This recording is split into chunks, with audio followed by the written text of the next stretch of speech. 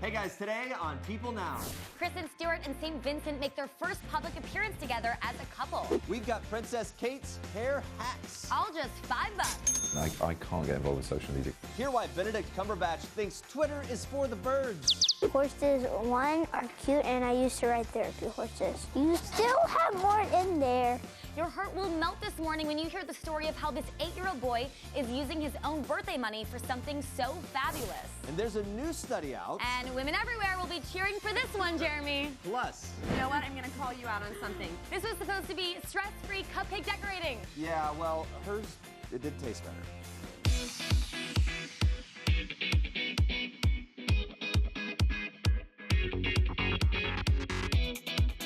Oh, but you know, a cupcake is a cupcake. You know, icing, whether it's good or not. We'll get to that in a bit. Guys, good morning. Welcome to People Now. It's so good to see you. We're streaming live.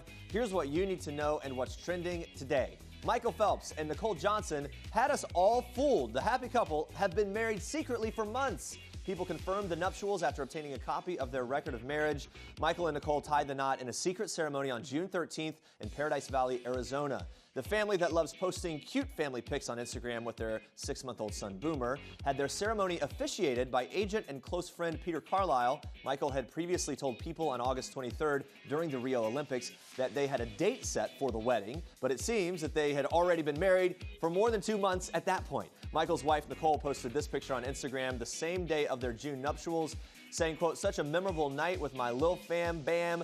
Boomer obviously didn't want to hold still." Well, congrats to Michael, Nicole, and of course we can't forget baby Boomer. I think we can all agree that they are the definition of hashtag couple goals, if I do say so myself. Moving on to this. Donald Trump's Hollywood Walk of Fame star has been vandalized again. Officers were called to the star at 6 a.m. Pacific Standard Time on Wednesday morning, and the LAPD are currently investigating the incident. Deadline exclusively reported that a man who identified himself as James Otis dressed up as a construction worker and used a sledgehammer as well as a pickaxe to destroy the star and smash in Trump's name. Otis told Deadline that he intended to remove the star and put it up for auction to raise funds for women who have recently accused Donald Trump of sexual misconduct. LaRon Gubler, the Hollywood Chamber of Commerce president, told Entertainment Weekly in a statement, "The Hollywood Walk of Fame is an institution celebrating the positive contributions of the inductees. When people are unhappy with one of our honorees, we would hope that they would project their anger in more positive ways than to vandalize a California state landmark. Our democracy is based on respect for the law. People can make a difference by voting and not destroying public property." Donald Trump's star has been previously defaced with a swastika sign and dog feces. The Chamber of Commerce did not immediately respond to People's request for comment. There were recently a lot of headlines surrounding your biological father being arrested. Is everyone okay? How are people doing with that? Is that someone that you communicate with, or? Yeah, story of my life. Yeah. Story, okay. I'm well. We are fine. I'm fine. I'm great.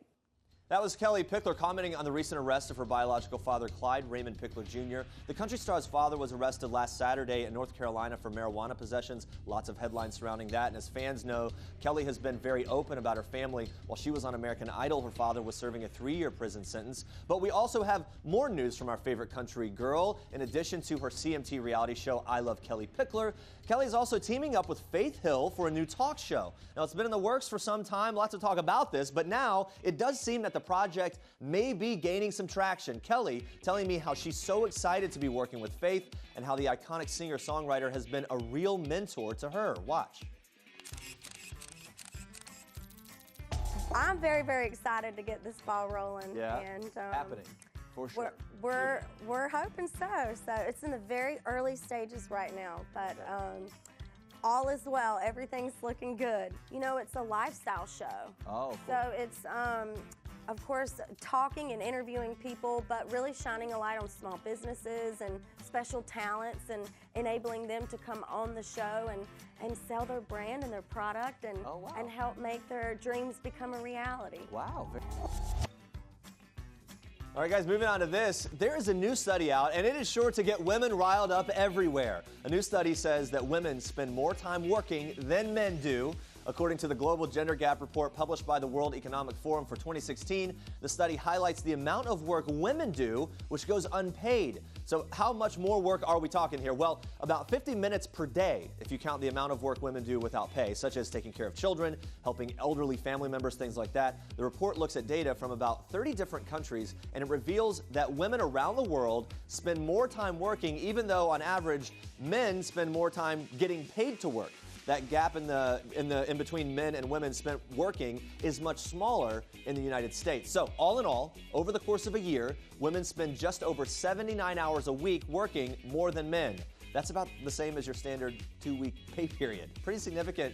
I'm not surprised at all. If you think, like my wife who stays home with our kids, it's like it never stops. Yeah. You're always out of here. You're not surprised I'm at all. staying You've been here telling me till this for a very long hours. time. I know. I've been talking about this for a long time. Yeah. So get your act together. Okay. And with that, we will move forward with a kid. All right, take a look at this. It's usually like a lot of actors' nightmares after the event rather than during. It's the way the brains work. I don't know. It's incredible, isn't it? But you just get haunted by a moment, and suddenly you're back playing a character that you dropped months or years is the worst one, and then you're often on stage and often without a vital prop and sometimes without any clothes whatsoever. The naked thing, or running out of, just completely forgetting what you're saying, is very fiercely real. Well, thank you, Benedict. Now we are all picturing you naked. Not me, just some people probably are. Well, in this week's People, Doctor Strange star Benedict Cumberbatch is opening up about his naked nightmares, fatherhood, fame, and more. Plus, he's revealing why he'll never go Kardashian and join social media. Watch. I can't get involved with social media because, as they know, it would be a disaster. I can't tweet to save my life. I go over my character limits and never make any sense. And it would just consume me, and I find that whole thing ultimately very toxic. I'd much rather spend my energy doing what brought me to their attention in the first place, which is my work, you know. Well, we all watched Angus T. Jones grow up right in front of our eyes as Jake from the hit television series 2.5 Men. And in this week's People, he exclusively looks back on his time on the show and explains why he chose to walk away from fame. So after Angus finished up on 2.5 Men, the child star was ready to say goodbye to stardom, telling People, if you'd asked me a few years ago if I wanted to get back involved in the industry, I would have said no, not at all. By the age of 17, Jones was the highest paid child actor on television, making $300,000 an episode. In 2012, he ended up declaring himself a newly devout Christian and publicly denounced the show as filth. Well, after a few years away from the limelight in college, Jones is back in Hollywood working behind the scenes at an events company co-founded by Sean Diddy Combs' son, Justin. He admits to People, I got pretty doomsday with my thinking for a long time, but now I'm having fun and enjoying where I'm at. I no longer feel like every step I take is on a landmine. Angus left the show after the season 10 finale and feels it was the right thing to do, saying, I was very confident at that time. Going to college was something I was really excited about. I wasn't the center of everyone's attention, and that was nice. Well, Jones went on to tell People that he is taking things slow when discussing diving back into acting, saying the door is definitely still open. And Angus does not second-guess his decision to step away from Hollywood, saying, in terms of regrets, I try to avoid those completely. There's no changing anything, there's only moving forward. Well, for more on People's exclusive interview with Angus T. Jones, make sure to pick up the latest issue of People on newsstands everywhere Friday. Thank you on behalf of the Mountain Unit. We greatly appreciate your donation. If you like to watch with Potato. Well, that adorable boy is 8-year-old CJ Hackett, who just donated all of his birthday money to the Bethlehem, Pennsylvania Police Department's Mounted Patrol because therapy horses have helped him deal with his learning and behavioral issues. So how much money did he give? Well, I will let CJ reveal. Watch. $350.26. Horses, one, are cute, and I used to ride therapy horses. You still have more in there. That's so adorable. And CJ hopes his donation helps the police department build new stables for the horses. And CJ's mom got very emotional talking about her son's decision to give up all of his birthday money for the animals. Watch. When I asked him, are you sure that's what you want to do? He pushed over half of the money towards me and said they needed it more than I do. Wow, what a great story. Now moving on to this, we are following the Royals this morning. I'm joined by People Now's royal correspondent and senior editor for Broadway.com, the Honorable, the lovely Imogen Lloyd-Webber. Good to see you. Good morning, Jeremy. We have a great one to start off, okay? Imogen, look at this picture. Do you recognize the royal family member seen here? Well, that's Prince Harry. Looks like Prince Harry, but wait a minute. It's actually Prince Philip from a 1957 cover of Perry Match. We noticed a strong resemblance to one of our favorite royals, Prince Harry, of course. What do you think, Imogen? Is Harry Philip's doppelganger? Is it official? Yeah, I think so. Prince Philip would have been around 36 years old at the time that photo was taken. He was known as quite the dashing prince back in the day, as you'll be able to see when Netflix releases The Crown about young Queen Elizabeth on November the 4th. Philip and his grandson are also similar in other ways. Both have served in the military, Philip in the Royal Navy and Harry in the Army. Plus, they have a mischievous sense of humor. They bond on that level, of course. Of course, also, family resemblance does not stop there. Princess Charlotte looks a lot like her great-grandmother, the Queen. We have made a lot about that, and look at the resemblance there. So adorable. Really is super cute. All right, back to Prince Harry. Did you know this? He had a word with the police, but it was all for a good cause, as Harry paid a visit to Central Police Station in Nottingham on Wednesday. He was there to formally open the new premises.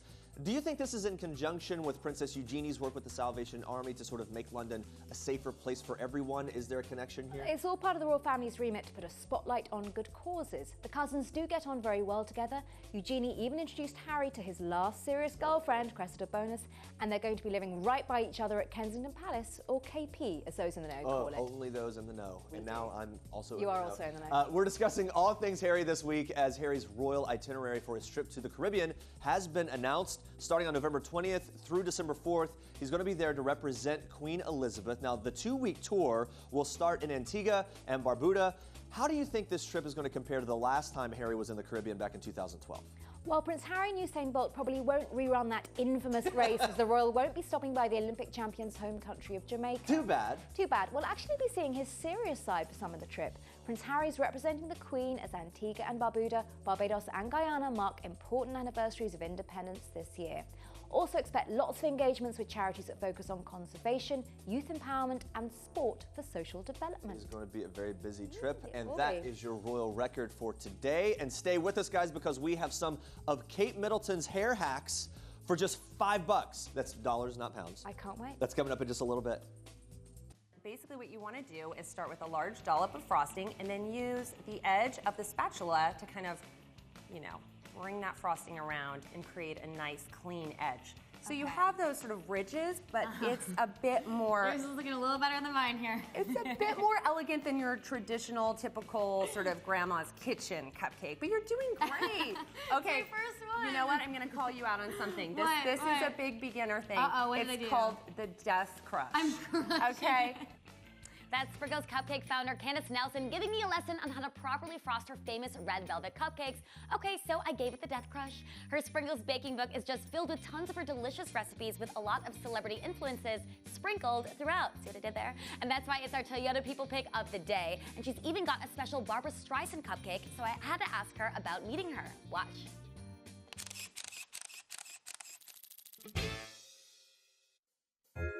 When my husband and I first opened Sprinkles 11 years ago, we didn't know if anyone would come darken our door at all. This is so crazy. And within the first few weeks, we had customers like Barbra Streisand, ordering our cupcakes.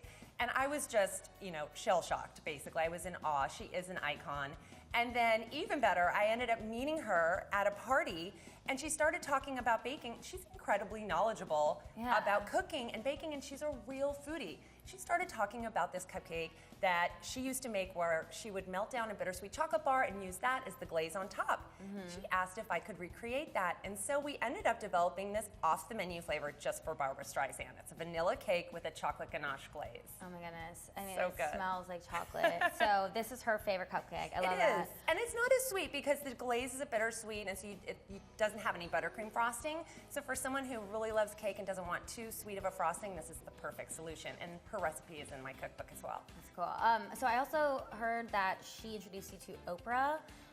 How did that go down? I mean, it was really surreal. My husband and I were at the bakery. We'd just gotten through our first holiday season. We were exhausted. We were giving ourselves a pat on the back, and we get this call from Harpo Studios saying, Oprah would love your cupcakes on her show. We need 350 of them in studio in Chicago tomorrow morning. Oh my and goodness. as it came out, Barbra Streisand had sent Oprah a gift of our cupcakes Oprah fell in love with them, and the rest was really history. All right, guys, stay with us. Meet the hero who is providing some R&R to women struggling with breast cancer. Plus, exclusive, we are taking you inside People Investigates, the new series. We've got brand new details about the Long Island serial killer. Stick around. Oh, her eyes make the stars look like they're not shining. Her hair falls perfectly without her trying. She's so beautiful, and I tell her every day. You're amazing, just the way you are. Don't miss all the latest amazing stories right at your fingertips. People love people. It's time now to meet a real-life hero among us. Sandra Gunn started Leslie's Week. It's an organization dedicated to providing support for women struggling with stage 4 breast cancer by providing free vacations to the women and their families. Sandra, who is a breast cancer survivor herself, wanted to help women who are going through the tough treatment cycles. And Sandra is joining us live this morning. Hello, Sandra. How are you? I'm fine. How are you? I'm great. Thanks for joining us. I think it's so amazing. So let's go back. You named this organization Leslie's Week after your friend Leslie, who passed away from breast cancer. So tell me a little bit about your relationship with her and how she ultimately inspired you to create this wonderful organization. Leslie was a family friend and a colleague of my husband's for many years. She developed triple negative inflammatory breast cancer, which is stage 4 terminal. And we watched her go through that experience with such dignity and grace that when she passed away on April 2nd, 2013, we decided to gift our vacation home in the Great Smoky Mountains to a stage 4 woman who was suffering this dreaded disease, and take her to those mountains and pay for all of her expenses with her children and her family so they can make memories that outlast cancer. Wow, so you have this amazing organization. A few years in, you've already helped so many families. Are there any stories of the people that you've helped that really stick out to you? There are many, but there is one in particular. Michelle Moe who lives in Boston. 2015, remember that horrible snowstorm in Boston? Yes. That gave them 12 feet of snow? Well, she was nominated by the Massachusetts General Cancer Hospital, and she was to go in April to the B Hotel in Fort Lauderdale. Well, the B Hotel was unable to give us accommodations at that time because it was Easter and they were fully booked, so I asked if she could go in June. I was told that she would never live that long, that she had stage 4 metastatic breast cancer to the liver, lungs, and bone. I spoke to her and she said she would make that trip, and she and I have become like sisters, actually. She made that trip in June 2015, and I just met her again because I go up to Boston several times a year to see our son, and I just met with her again, and she is still living. She's still surviving. Wow, that's a beautiful story. That's amazing. Well, Sandra, congratulations. So you were recently named a 2016 L'Oreal Women of Worth honoree. So what does it mean to you to see Leslie's Week grow this much and gain so much recognition? Oh my goodness. You can never imagine what these women go through. Chemo, everything that defines us as women, just look at yourself. They lose their breasts through mastectomies. They lose their hair through chemotherapy. Their skin through radiation is cracked and burned. They end up not even being able to recognize themselves, and yet they fight on with such dignity and grace and so courageously for their families. So this award will give us recognition and awareness throughout the country, I hope. The money that we collect from L'Oreal Paris as part of the award will enable us to expand and give more women throughout the country vacations away from cancer with their family so that they can make these memories that outlast cancer before their mother succumbs to breast cancer. And by the way, as another note, we have an educational assistance fund because the women in my seminar that I took when I was getting my mastectomy told me their greatest fear was what would happen to their children after they succumbed to breast cancer. So we developed an educational assistance fund, and the children who go on these vacations with their mothers are eligible when they graduate from high school for educational assistance in an institution of higher learning. Well, such an incredible inspiration, and everything that you do with this organization is so incredible. What is the way that people can get involved and support this organization? Oh my goodness. We need accommodations. We need people like Marriott and Starwood and the big hotel chains to donate rooms to our families in some of their resort vacations. We need donations, online donations at our website, lesliesweek.org, LESLIESWEEK.org, to enable us to give them gifts, give the children Christmas gifts, to pay for their expenses. And we need sponsors. Sponsors are wonderful because they encourage these women and give them such great hope. Well, Sandra Gunn, thank you so much, and thank you for joining us this morning. Well, thank you very much. I appreciate your attention to this great cause. I love the episode where my character sings Freak the Freak Out. I start off in this like really bad makeup with like a huge nose and like a wart on my face and this like ugly wig, and then I kind of transform as I start singing the song. So that was really fun to perform. All right. Yeah. How did that song go? I can't remember. Are you listening? Hear me talk, hear me sing. Open up the door. Is it less? Is it more? Those songs, they're just burnt in there. Freak out. Yo, they're ingrained in here for the You'll rest never of my forget. life. I will never forget. It's that time again. The stars are on the move, and we're following them in today's edition of Star Treks. You are in luck. Although the group did split up over 30 years ago, they are reuniting for a new digital experience next year. ABBA made the announcement Wednesday and will be partnering with Universal Music Group and the creator of American Idol, Simon Fuller. All 4 original band members will be reuniting for the reunion. We have leading ladies Agneta and Annie Fred, they'll be there, composer Benny Andersson, and songwriter Jorn Ulvaeus. Well, very, very exciting, so get ready to get your jam on for that reunion. All right, guys, a big happy birthday to Keith Urban, who celebrated his 49th birthday on Wednesday night. The Australian country star celebrated his big day with beautiful wife Nicole Kidman. He captioned the post on Twitter, "Best birthday ever, love you, baby." And the two also enjoyed some delicious birthday cake, a big cat daddy cake to be exact. I mean, what better way to celebrate than with the love of your life and some amazing cake? Sounds pretty perfect to me. And of course, the happy couple have been married since 2006 and have 2 daughters together, Sunday Rose and Faith Margaret. Urban has previously told People that the couple is pretty goofy when together and that Nicole is his best friend. Aw, well, a big happy birthday to Keith Urban. Moving on to this. Finally, after a month of dating, Kristen Stewart and St. Vincent just made their first public appearance together. Yes, the couple was spotted and attended the CFDA Vogue Fashion Fund show and tea event on Wednesday and looked extra sleek and comfortable together. Kristen wore a black blazer paired with chic cropped trousers, while St. Vincent opted for a cute cutoff jacket and high-waisted pants. Well, nice to see these ladies out and about, and can't wait to see more fashionable couple pics.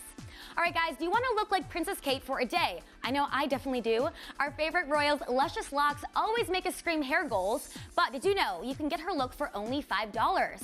Yes, if it sounds too good to be true, you gotta check this out. It's our Kate Middleton $5 hair hacks. Take a look.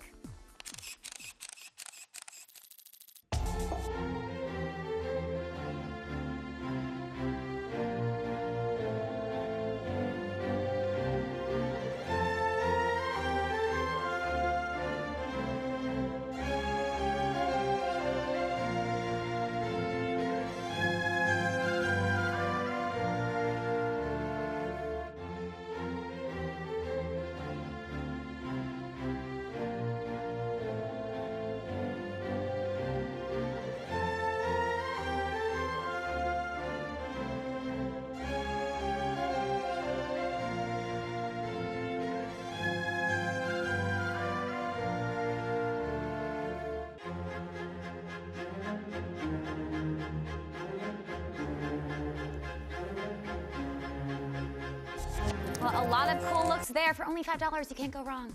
And those are your Star Tracks for today. All right, thank you so much, Andrea. And on Monday, November 7th, the new true crime show People Magazine Investigates premieres on Investigation Discovery. The first of 10 episodes takes an in-depth look at the Long Island serial killer. Watch this. She's running, screaming, help, please help. She says they're trying to kill me. On the series premiere of People Magazine Investigates. Police say they've discovered 3 more bodies. This is the Long Island serial killer.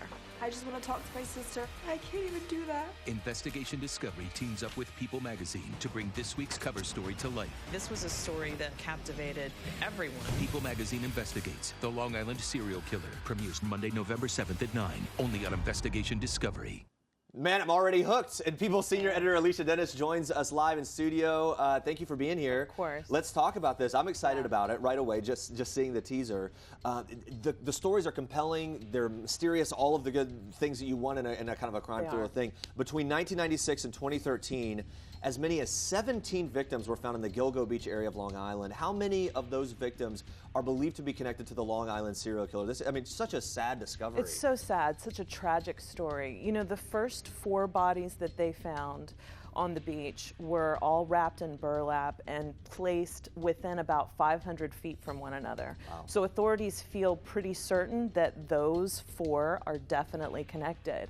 And then the questions come up about all the others. Right, so could there be other killers also who have dumped bodies there? That's one of the main questions. There are a lot of theories about that, you know, and there are some people that really feel that it has to be more than one killer because some of the methods that were used in the killings are different. And some people believe that that's just too big of a coincidence, that it's one person. Well, let's talk about the victim that really kind of broke this whole case open. It's a 24-year-old escort named Shannon Gilbert. We have a clip from People Magazine Investigates that talks about the night that she disappeared. Let's watch this.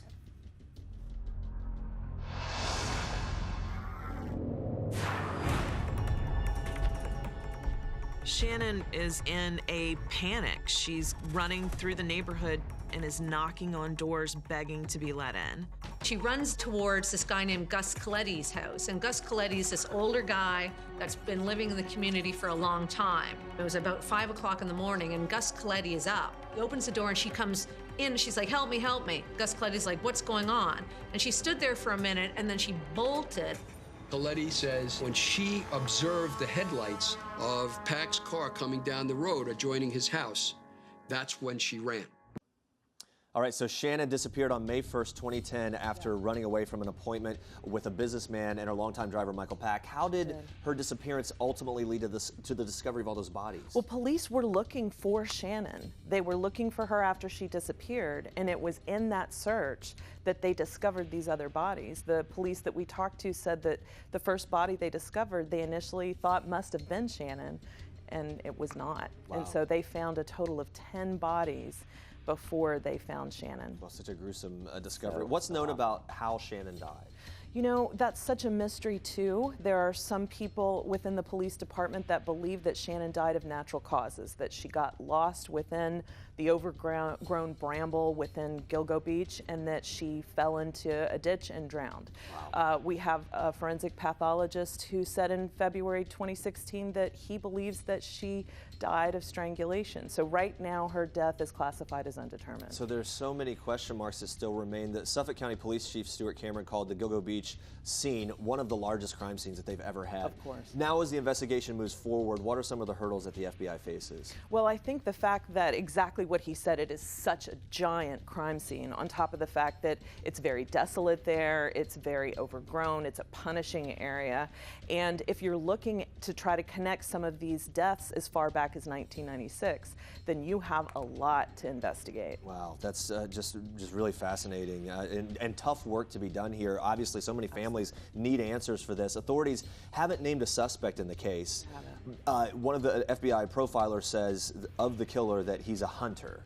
Yes. What else do we know about him or her? Yes, that's one of the things that the profiler said, and said that this person is targeting women in 3 different ways.